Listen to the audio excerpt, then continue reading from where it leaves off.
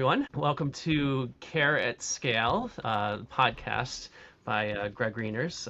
Welcome to another episode that we're having with someone that I'm so excited to have with me tonight, Laura Lettringer, and she is the Director of Business Development at HealthLink Home Health and Hospice. And I am just so excited to start a conversation with her because she is in a part of the country that has a lot of noise around it in the West Coast, otherwise known as San Francisco. And we're going to get into that part of it a little bit, but her firm has been in the area for 20 years and has been certainly seen a lot of what home health has been, and hospice and everything around that. For what the territory has seen, and certainly what it has become, I think is a lot of what we're going to hear about from her, and what I'm calling is Laura's story, which will be the topic as well as the title of what this podcast will be. So without further ado, I'm going to kind of turn it over to her a little bit because part of why we're having this foundational podcast as episode 1 with her is to hear her story about how she actually came to be in home health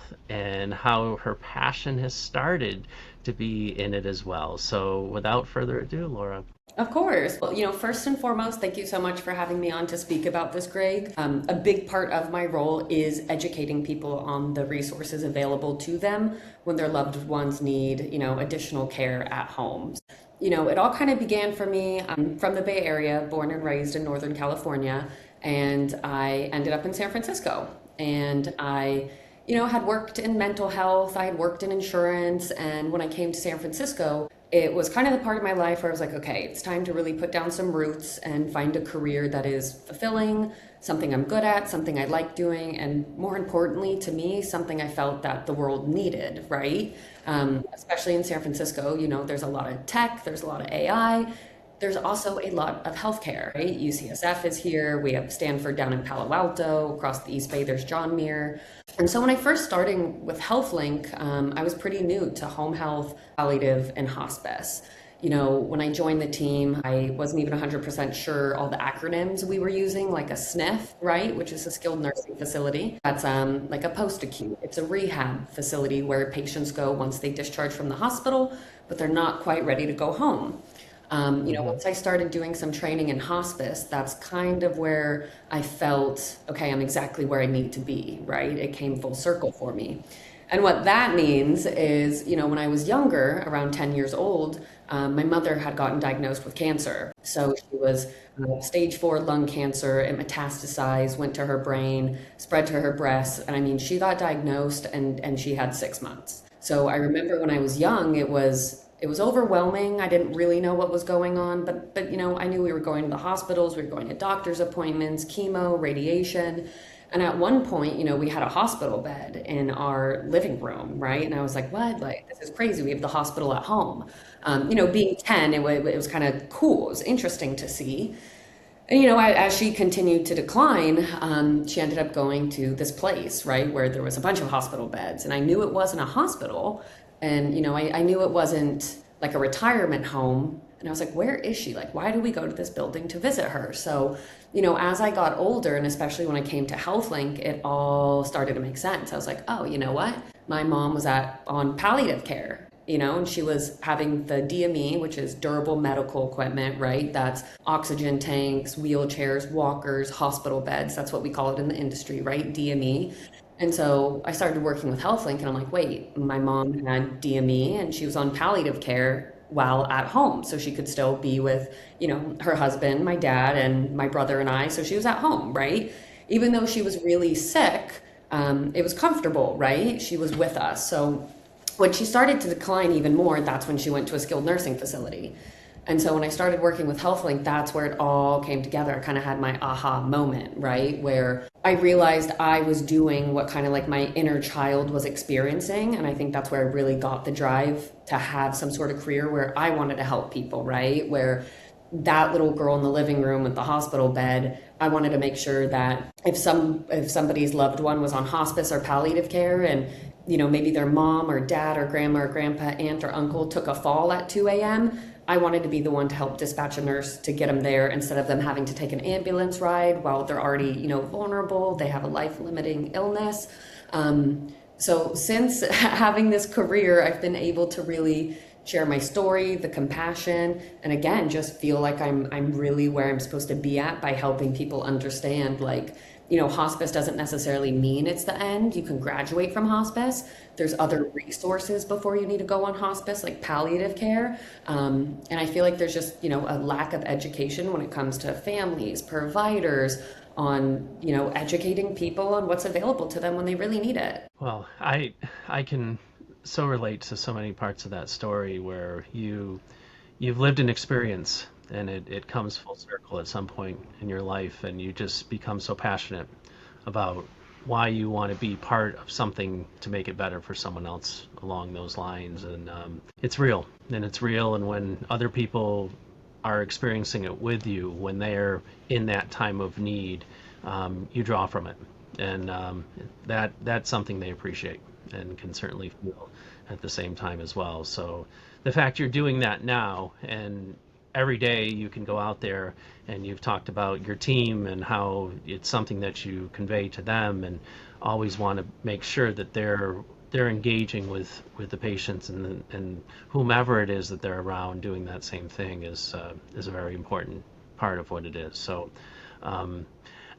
it's obvious that without part of your story, it wouldn't make you to where you are today. So, without saying thank you for how you've become where you are, I know that the people that surround you wouldn't be where they are as well. So, each one of you, and as I'm learning more about people just like you, it changes other people's worlds. So, thank you.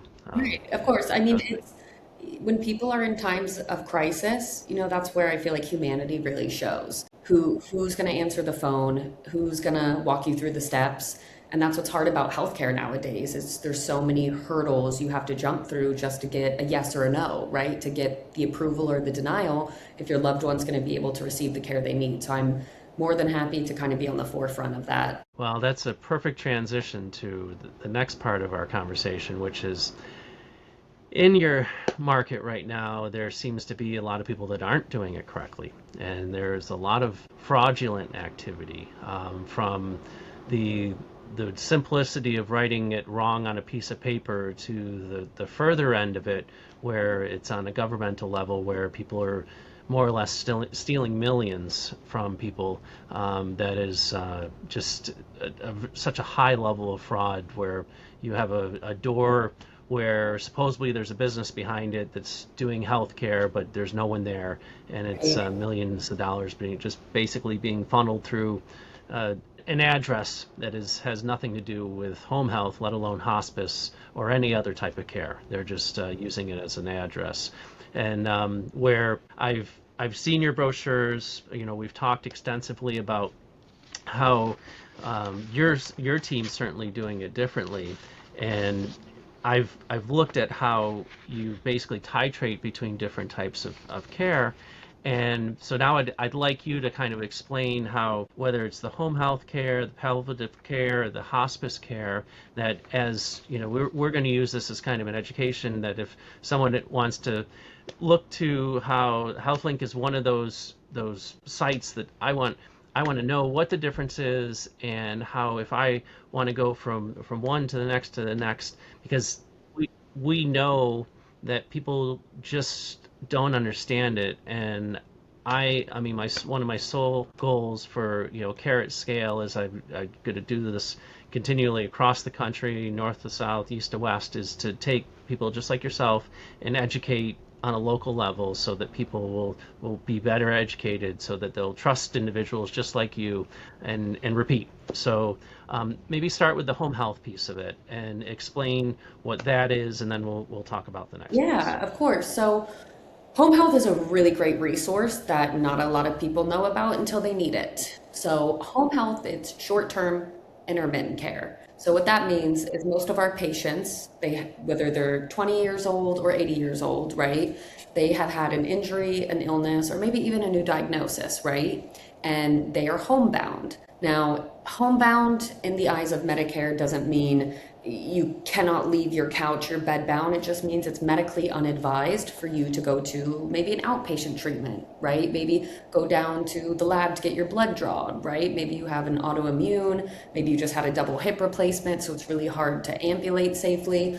So, what home health care really entails is we have a team of clinicians ranging from nurses to physical therapists, speech therapists, medical social workers, physical therapy, even home health aides, right? And what they do is they go in and see our patients and they educate and reinforce what their primary care physician has instructed them to do to recover from this injury, illness, or new diagnosis. So, in layman's terms, if the doctor was able to come to you in your place of residence, we're doing that on behalf of the doctor. So the insurance companies, they're the ones who reimburse us. So all of your home health agencies need to be in network with insurance companies, right? So we get all of the clinical documentation from either the hospital, the skilled nursing facility, or their primary care physician. A lot of people think you need to go to the hospital to get home health, but that's not the case. You could be at home and maybe have a new medication and there's adverse effects because you're on 3 other medications and you're just having a hard time walking and you don't know why. So, there's stipulations around home health, like you have to have seen your primary care physician in the last 90 days or have an upcoming appointment booked in the next 30. But ultimately, home health care is meant to last for maybe a couple weeks, maybe a couple months. And the goal is to get you back to an independent way of living before you had that injury, illness, or new diagnosis. So that's How is telehealth and telemedicine? Has that come into play at okay. all? Whew, I said already a heavy hitter question for me. So telehealth, during the pandemic, similarly, that's also when home health really started to boom, right? People wanted to be discharged from the hospital relatively quickly. You didn't want strangers in your home, but our clinicians would come in full PPE to make sure they weren't exposing anybody. So the pandemic is really when home health started to boom, and a lot of people started doing it, right? They kind of saw, wow, this industry is good. Telehealth was also one of the amazing things that evolved from the pandemic, where you could meet with your primary care physician via video, right? There has been a lot of government funding since, I believe, 2023, where they're trying to pull that funding. And what that essentially means is the reimbursement, right? So they don't want the primary care physicians to be able to bill for video telehealth appointments. In order to get home health care, your doctor has to see you, whether that's in person or through a camera. Doing it over the phone does not qualify. Now, luckily, they have extended it. They extended it about 2 or 3 times, and this last extension, they extended it till December of 2027. I mean, if you want my personal opinion, I really think there should be some contingencies around it, right? So, like, if you are homebound, if you're over the age of 65 and have difficulties getting to your primary care physician, right? So, it shouldn't just be this cold cut, no more telehealth, because it really does benefit a lot of the community we serve. Yeah, no, I agree. It was such a broad brushstroke during COVID, and then they've tried to understand it better. Certainly, nurse practitioners, PAs, were taking the brunt of it when they were doing that remote, and now they're trying to figure out how to reel it in a little bit. But Right. one size doesn't fit all, but it still is needed. And I think they're going to come up with a good solution to it because home health care is different than what that is. Right. It's And just to touch on that, we're humans, we evolve, we're smart. So there have been companies that have seen this issue, and now there are mobile PCP companies, right? So doctors will come to your home and do your appointments for you. So, and doctors, DOs, PAs, and NPs, those are all of the types of physicians, clinicians that can write these types of home health orders. Mhm. So we've kind of, and some of the other things that happen with that home health piece is that you kind of have other resources that can tie back into it with your physical therapists, occupational therapists. Like you're you're able to better yourself physically, and that is the expectation. Where when we start getting to the next phase of this, there's kind of a different level that we're moving into with the palliative care, correct? Right. Yeah. So, usually when I explain the continuity of care, it's kind of a buzzword in our industry, right? Everybody says continuity of care, but then they never really dissect it. So when I'm describing our services to people, I always start with home health because, again, short term, intermittent, we're going to get you back to where you were before this injury, illness, or new diagnosis. Now, on the other end, there's hospice. And what hospice, I always say people did a smear campaign on hospice, especially with all the fraud going on. Again, we can get into a whole another conversation about the fraudulent cases. But hospice is end of life comfort care, and you do have to qualify to be on hospice. So that's important for the next conversation.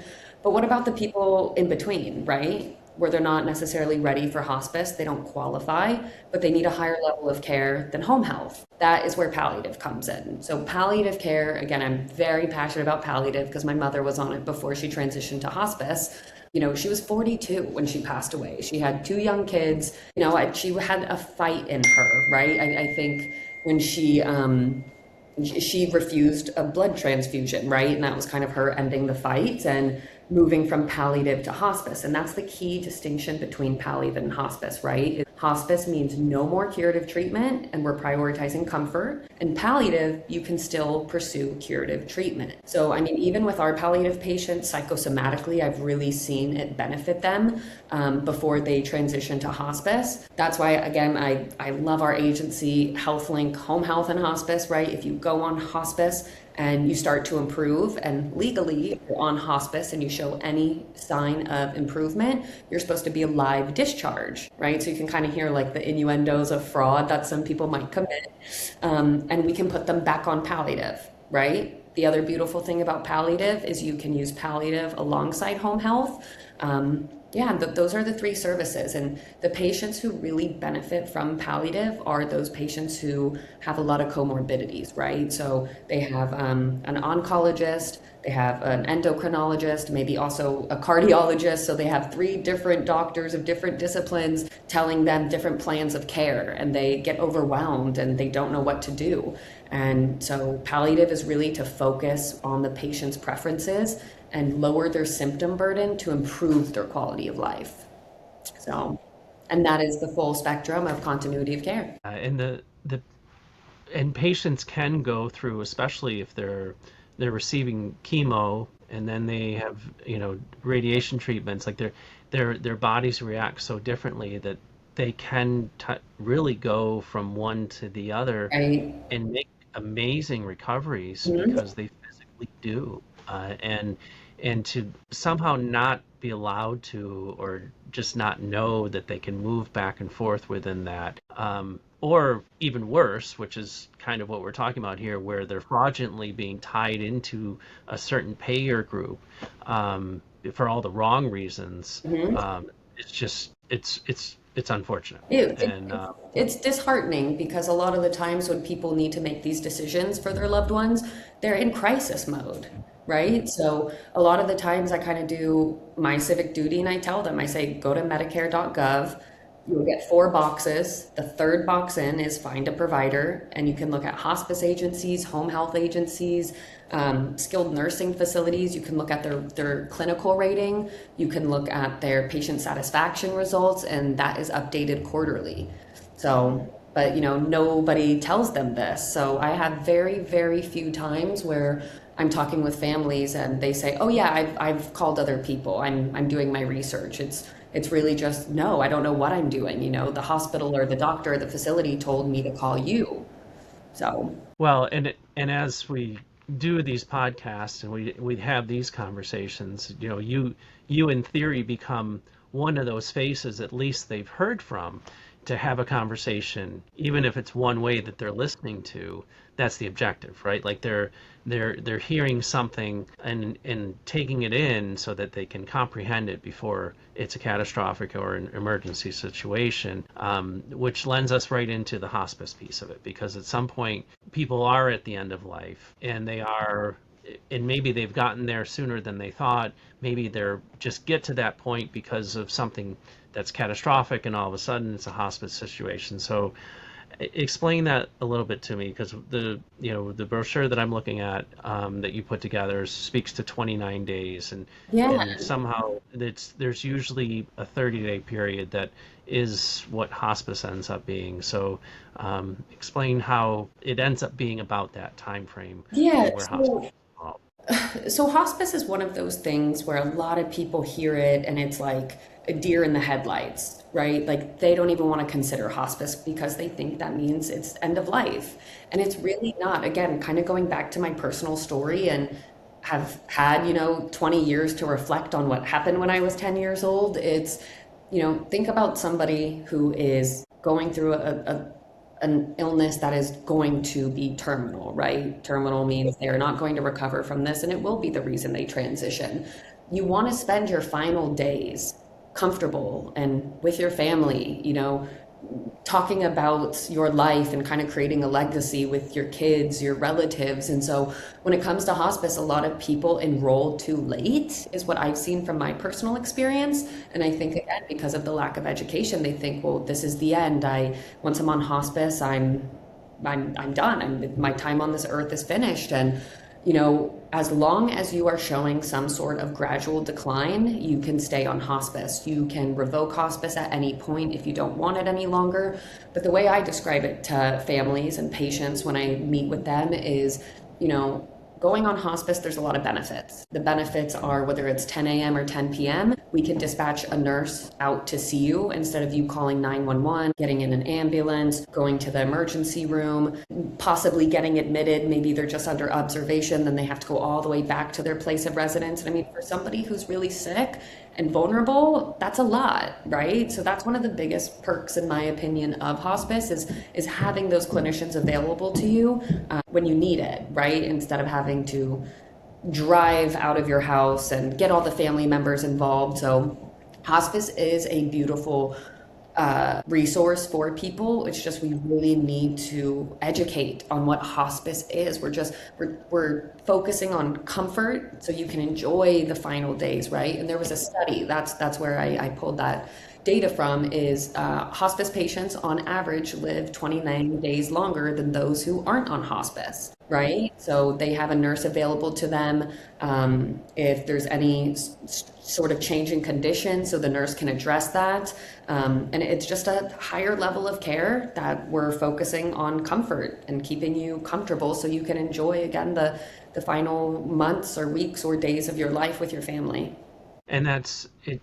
The 29 days makes so much sense, because at that point there's so much else going on around them that the critical care piece is not happening. And if there is someone there that's attentive to that for them, it really can extend their life many more days. And most times it's the simplest things that can extend those days, Right. which obviously you're being attentive to and taking care of for them. So it's wonderful to hear that that's really what it's focused on as well.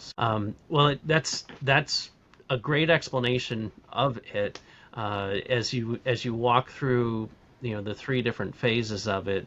I think that you as a system, I think that people need to really understand it as a whole as opposed to one individual piece.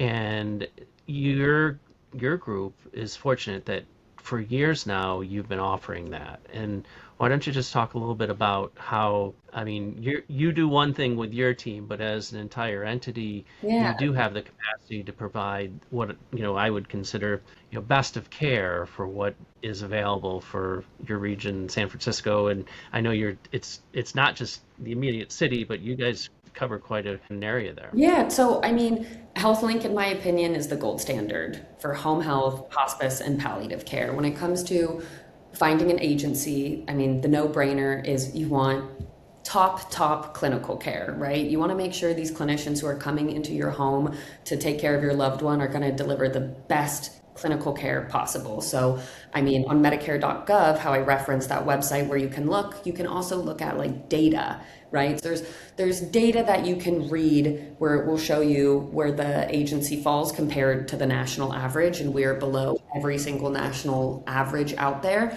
Another really big thing I always talk with patients and families about is you want a communicative agency, right? You want someone who's going to answer your calls, respond in a timely manner, and that's why I really like working with a private agency. We really do have a family feel to us. Everybody in our office, right? You spend more time with the people we work with than your own family nowadays. So it's health link between, again, the clinical, our communication. We service the majority of the Bay Area. Yeah. Well, you talk about the community that you have. The 24/7 piece of it is significant as well. And I noticed that on each one of the brochures you had as well, that it's like you're constantly in communication. The patients, the family has that access available to you as well. And these are all care points, but these are all significant needs that the patient and or the family will have, that add to the overall scenario, that back to the fraudulent piece, you just don't get. And you have to be so attentive to that these days, because if you're not focused on it, no one else will be on it, right? So, just be informed, right? And as you say, go use your own two eyes, do your own investigation and so on. And as you and your team and HealthLink are doing those type of things, it becomes very transparent for what's happening. Right. And if you're doing it right, it's out there and it's obvious for everyone else to see it as well. So, I think that's very accurate and very well said, for sure. So, I think we're pretty close to covering what I was thinking. Is there anything else you wanted to say on the topic of what we've had today? I think we covered a lot of bases about home health, hospice, and palliative care. It always comes down to, just to piggyback off of what you were saying, is get a second opinion, right? Use your eyes, go online, just make sure the agency you're picking is the one that's a right fit for you. Yeah, no, that's well said. Well said. Well, Laura, thanks so much. So much enjoyed it.